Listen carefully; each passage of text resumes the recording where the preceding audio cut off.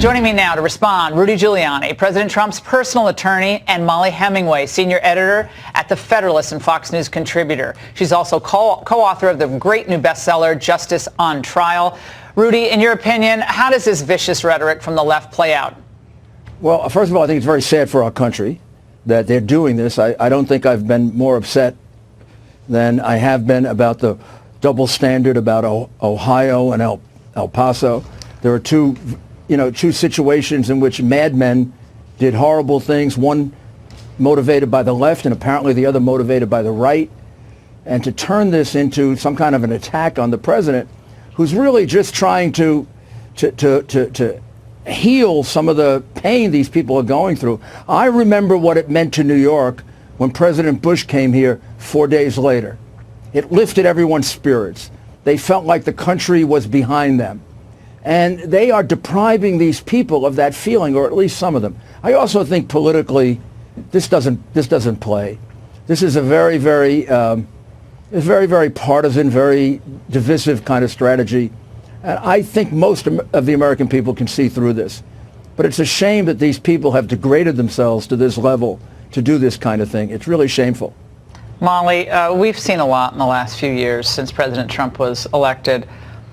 But they have been clamoring for him to be presidential. You should comfort the victims. Then when he goes to do just that, the most hateful things, even more hateful than 24 or 48 hours ago. Right. I've never seen anything like this. It has been really difficult to watch, and it has been going on for years. A refusal to just simply admit the election results of 2016, to accept that Donald Trump won that election and that he is the president.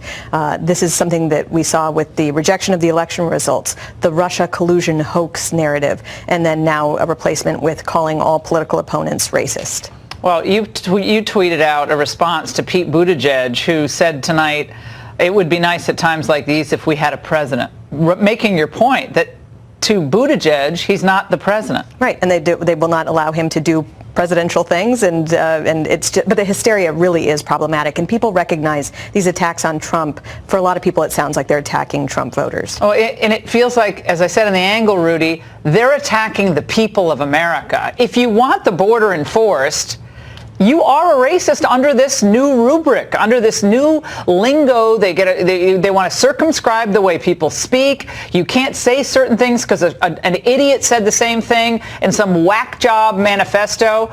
That's ridiculous. I mean, you can cherry pick words from pretty much any freak anywhere and try to take them out of the English language. I mean, it's ludicrous. It's also completely insane to allow anyone to come into America who wants to come in.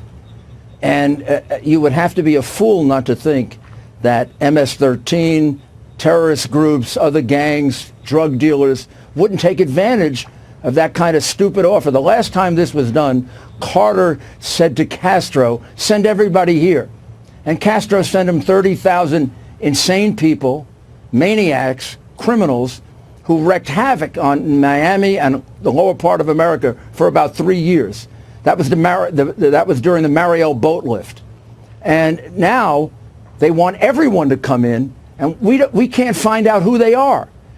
In a world as dangerous as ours, that is, I don't have a word to describe. Well, here's what I say, Mayor, and Molly would pick up on this. If they want to change the laws and just have the country be an open borders country, then change the laws. Go try to sell that to the American people. But they don't want to do that because they know that's deeply unpopular. What they instead want to do is make people afraid to speak, afraid to be in places, and feel demonized for just believing America is a special place and we want you here if you're a legal immigrant, but it's not just, open door for anybody who wants to come anytime. That's not how it works. That's what's been so terrifying about what we've watched in the last few days. Media and some Democratic politicians really playing with fire, lying about things that the president has said. He's anti-immigrant. How many times have you both heard this in the last 48 hours? He's anti-immigrant. He said this morning, I want millions of legal immigrants to come into the country. And he said millions because we have so many more jobs coming into America. But then they took that and they said, Mayor, he's anti-Latino, he's anti-immigrant. Everybody who knows Trump knows he's all about legal immigration. I mean, period. I mean, that's just like a joke. I know Donald Trump for 30 years. He's not anti-anybody. He's very much focused on merit, on improving America. Results. On results, absolutely. You have it absolutely right. And if anybody wants to understand how bad the Democrats have become, read Molly's book. It's a fabulous description of how that's a different version of what they did to Brett is what they're doing now. What they did to a very, very fine man frightens a lot of people from going into public office. That's a great point. Because they think most people don't have as wonderful a background as Brett had. And with his wonderful background, they were able to defame him.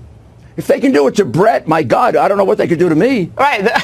Wow. Don't go there, Mayor. Not going to go there. Molly, that's a great book. Thank you. But think of what they're trying to do. We have so many sound bites I want to play because there's so many nutbags on the air today. But it's almost like I want to blow that off for a second to say they want to stop people from contributing to Trump for fear of retribution. They want to stop people from going to Trump rallies for fear. They want to stop people from of speaking their minds, Molly. This is where the left wants to go. They aren't about free speech anymore. So this clearly is, you pointed it out, this is clearly the 2020 strategy to accuse all opponents of racism. Now, this, if it succeeds, is extremely worrisome. This is very bad for the country. It can provoke so much division and strife, and it's something that should not be done. But I think it's actually a sign of their weakness. This is the type of thing you do when you don't have good ideas that you have to promote to people, and when you don't feel confident, for instance, to be able to sell people on your open borders plan or whatnot. So it has been very troubling to watch this, and it's very scary, and it's very personally threatening to have officials in our actual federal government trying to dox people for political participation, but it might be a sign of weakness. Yeah, then you have Congressman Tim Ryan who's urging people to basically march on Mitch McConnell's house today. I mean, I don't even know if that's allowed I'm not an expert on congressional rules, but I'm not even sure that's allowed, but this is where they are. A woman saying she hopes he gets stabbed in the heart the other night.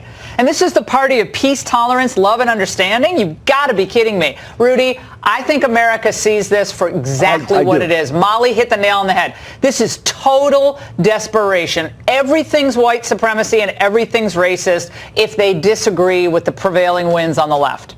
But, you know, it's sad to see it because it means that when we say there should be a bipartisan appeal or we should work on things in which we agree, that's complete nonsense. They won't work with them on anything. They won't do infrastructure. And that's bad. That ultimately, I believe it's going to give him a great victory a year and a half from now.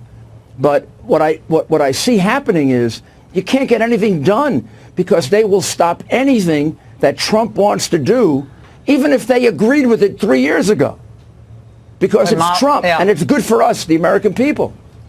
It's terrible for America. Molly nailed it. It's awful for the body politic, for conversation, for debate, for just human interactions. Absolutely right. We used to always be able to disagree with people, and you laugh afterward and said, how your kids. Now everyone's terrified. A car backfires, in someone's hometown, and they think, oh my God, we're running for cover. Everyone's on edge, and Tucker said this earlier tonight. Everyone needs to calm down. But I'm telling you, Molly, the left does not want people to calm down or to be happy because of better economy or anything else. They don't want that. It does seem that they are just fanning the flames, and it's not good. So both of you, thank you very much. We didn't even get to play all of our whack job sound bites.